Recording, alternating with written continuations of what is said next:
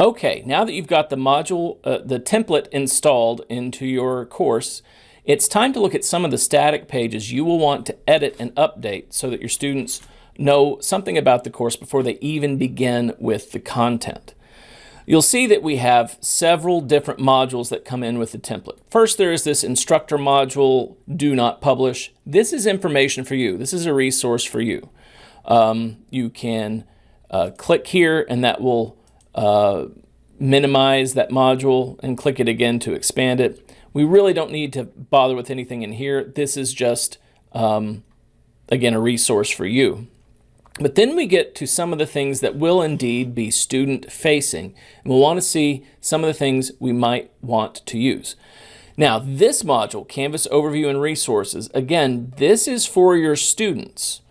This is something that they can click through to get to know Canvas. So it's a good idea to leave it published and leave it up at the beginning of your course.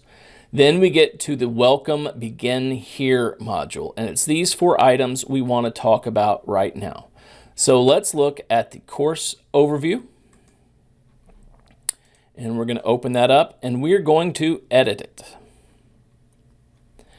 Okay, so first thing, you probably just want to go ahead and substitute name of class with the name of your class. So about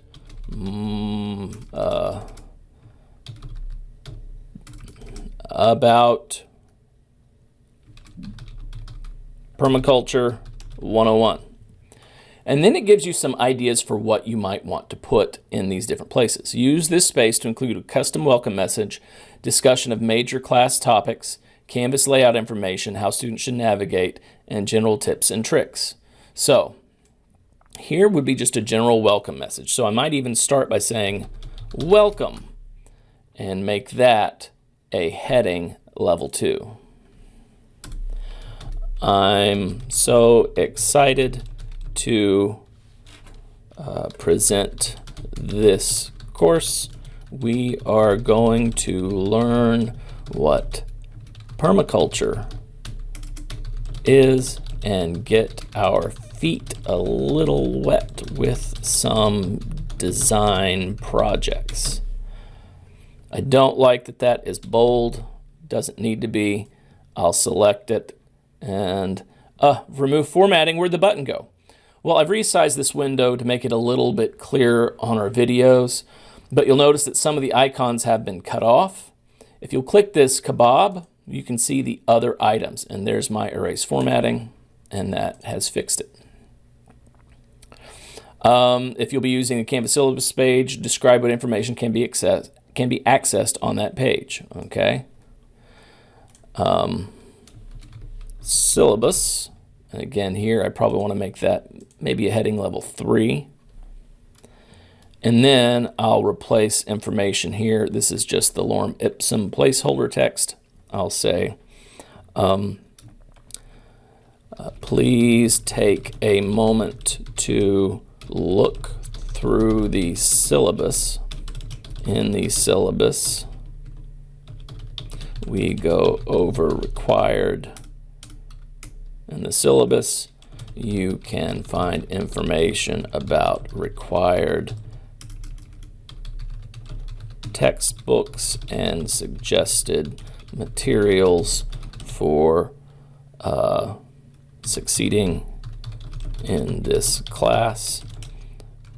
There is also a description of each assignment and the grade weights for each assignment. You can see the syllabus by clicking the following link. Okay, so now I'm going to type link to syllabus page. I'm going to select that. I'm going to insert a course link, and this is course navigation, and I'm going to send them to the syllabus page. Now, because I've highlighted that text, when I click syllabus, that text will flash yellow for a bit, and now that is a clickable link. Now you want to learning objectives. Here are some of our learning goals for this semester. And put in your learning objectives. A student will demonstrate an understanding of inputs and outputs for elements in a design. This is not the best learning objective wording. The student will demonstrate the ability to analyze systems and create their own mini projects. Okay, I would do a better job if this were a real course. We'll just go with those for now.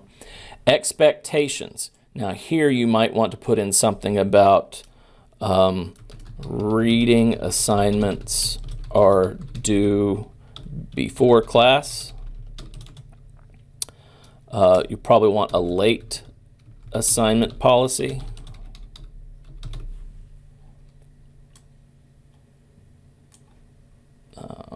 Make that a header 3. Late assignments will be accepted up to 5 days after the due date for a minor points penalty of 10%. Whatever your expectations there are. And you know what? Expectations, I might want to elevate that to a heading 2. Class learning objectives, I might want to elevate that to a heading 2.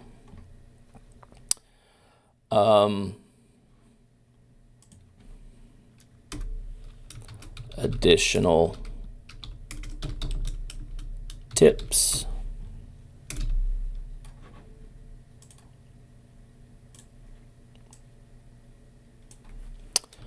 You should take notes while watching the YouTube videos assigned in this course.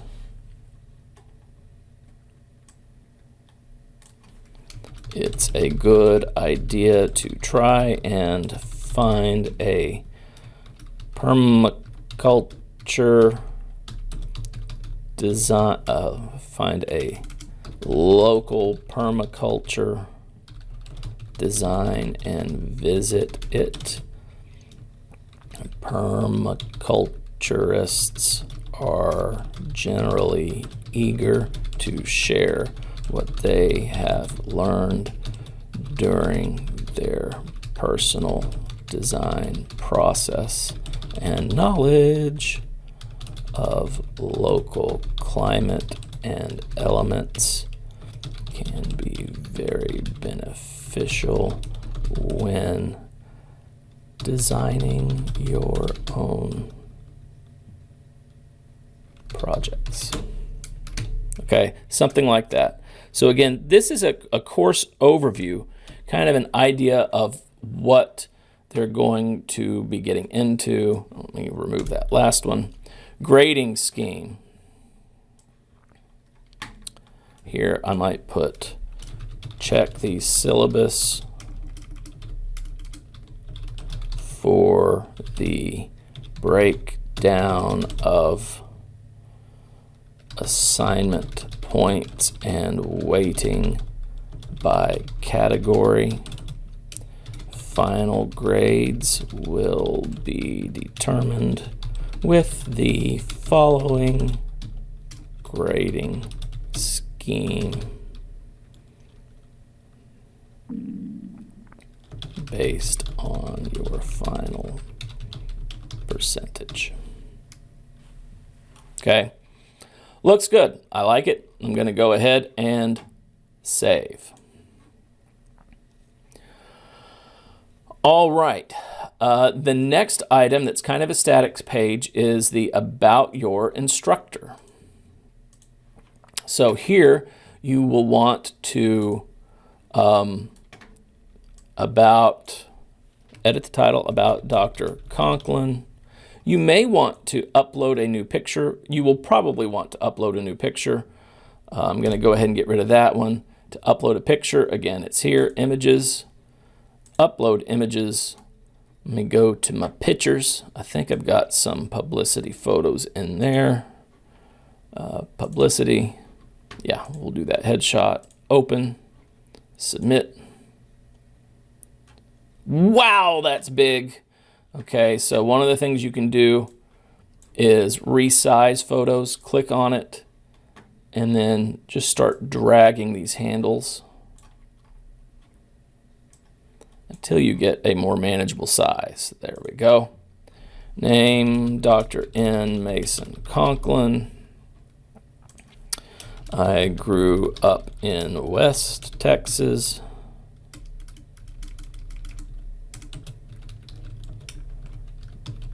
In a small town called Muleshoe. I went to Baylor University for my BM&M in piano performance. I later received a PhD in music education from the University of Oklahoma. Boomer Sooner. And of course, you can put as much as you want in this mini biography. The idea is to help the students connect with you. So give some personal information, some context for who you are and how you arrived at Reinhardt. Contact information. This is by appointment. And then I usually include my Calendly link. I won't do that now. Telephone 777-555-1212. Email, etc. So just a little something about you, your picture, and you know what? It's not even a bad idea if you want to record a media message there. Remember, you can do that here. Oh, not there. Here with record media. Now I can't use my camera because it's already being used by my screen capture software, but you could record a message there too. Again, introduce yourself to the student, help them connect with you by knowing a little bit about you. When you're done with that, go ahead and click Save. The next page you'll want to work on is your course resources. So let's edit that. Again, think about there are a number of resources provided by the university that can be of assistance in completing this course. So, if there's a specific, so like Reinhardt Library electronic databases. Okay, and there you might want to just, if you're in a specific field where they're going to be going to a specific database over and over again to search for articles, you can put a link to that database, go to the Reinhardt University library page, find the database and put a link to it, or put a description of how to get to it in the library. I'm not exactly sure that you can post links to specific searchable databases in Canvas. Things like the Writing Center,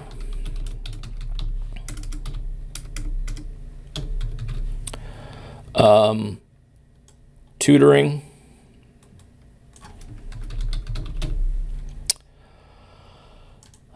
and it's also, and again, just think through the different kinds of resources. When I was doing my music appreciation class, one of the resources was Spotify because it made it really, a really great way to discover new music. I recommended also, we have a Naxos library subscription through Hill Freeman. I listed YouTube as a resource, especially so they could get to watch performances and associate sounds with the instruments that were making them. Of course, you might want to list your textbook here. You might want to make some of these required resources or suggested resources. But I also think it's a good idea here to put in something about support services. We will make that a heading level 2. And what I'm going to do is copy some information from a syllabus that I have. Okay, so I want to put in the suggested language for the support services that we offer. I've got it here about academic support services. I'm just going to copy and paste this from an old syllabus and paste it in there. Yes, you can copy and paste from a document. And one of the good things is that, well, that one didn't. I'll go ahead and make that heading level 2. Erase this. And then we have that language. And we put this in for our music students. Again, probably heading level 2. And provide some links there. And then save. So, course resources, things the students may want to use to help them through the course. And finally, this is a course Q&A. It is actually a discussion board. You might find it helpful if you're getting lots of questions about the same thing to start directing students to check the discussion board. It takes a little bit of training for them to do that. So if you get a really good email question, it might not be a bad idea to come to this course discussion board, put it in a post that is the question and a reply that is the answer, and then refer students back to this course Q&A so that they can see what other people have asked and what those answers are. It might end up saving you a little bit of email time if students know to check the course Q&A board before they email you with a question about the course. Okay, so those are the items. Those static items in this Welcome Begin Here module. Now, by doing that, by editing those items, we've actually accomplished several things on our checklist. So let's go get the checklist and look through them. Okay, so I have the course evaluation checklist open, and let's just read through some of those things that we've done. We do have a home page because the template brought that in, and we have looked at how to edit that home page. So we do have a home page that provides a visual representation of course, a brief course description or introduction, clear instructions for the students, and navigation to current content in less than 3 clicks. We have that one. Our home page utilizes a course banner with imagery that's relevant to the subject course materials. I think we've done that one. Course card, that's a different thing. Items not used, we haven't done that yet. Instructor has provided learning objectives, policies for grading late work, makeup work, communication instructions, guidelines, and contact information. So that's in a couple of pages that we've just edited, the welcome to the course with the expectations and the instructor page with all of the contact information. And so that one we can check. Student aware of participation expectations, technology requirements. Again, in that resources page, that's where you can make them aware of the overview page for sure. They know about their participation expectations, and you can add additional things in other pages. So I think we've kind of covered that. I haven't talked about copyright law. I haven't talked about links. I haven't talked about modules yet. So we do have text headers. The template brings in some text headers. That's the evaluate, extend those text headers in the module. So if you're using the template, that's a check mark. We did talk about naming conventions within the modules, or maybe that's in the next. I get confused. I'm from the not too distant past, and I've been watching videos all over this. That may be in the next module that we begin working on that.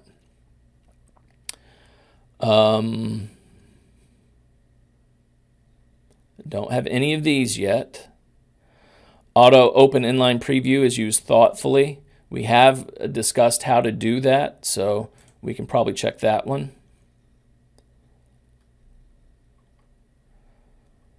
Haven't talked about that. Haven't talked about that. Haven't talked about, oh, I can't wait for speed grader and rubrics. I haven't talked about that. We did put in an accommodation statement in our course overview and resources. Color does not overpower the course information. We do have sufficient contrast because they chose the colors carefully when we made the Reinhardt template. So if you're using the template, the colors should be good, and we get a check for that. Images are used to support course content, banners, headings, and icons. Again, our template does have those little icons that kind of help a student know what the section is about, especially for things like to-do list. It's got the little checkbox item. So yes, we are using images, so we can check that one. We did talk about styles, paragraph heading 2, and the like, so we can check that one. Hyperlink text incorporates the hyperlink destination and purpose. We did that, but I didn't talk about it. When I provided the link to the syllabus, notice that I wrote in link to the syllabus and then made it a link. I didn't just put syllabus there. Yeah, it's probably intuitive. A student knows now whenever they're on a web page that a blue word means you can click on it and it will take you somewhere else. But it is a good idea to go ahead and let them know that it's linking to something either outside of the course or to an item in the course. Audio materials accompanied by transcript, that's another issue. Tables are only used for tabular data. We have talked about how to use tables, but this is when to use them. So we have checked several items just by using the template. Now, in future modules, we will go over module design, how to use different pages within a module. We'll go over all the different assignment types, how to use rubrics and SpeedGrader. We'll go over a lot of the other items on this checklist, and we can get most of them checked off. All right, thank you.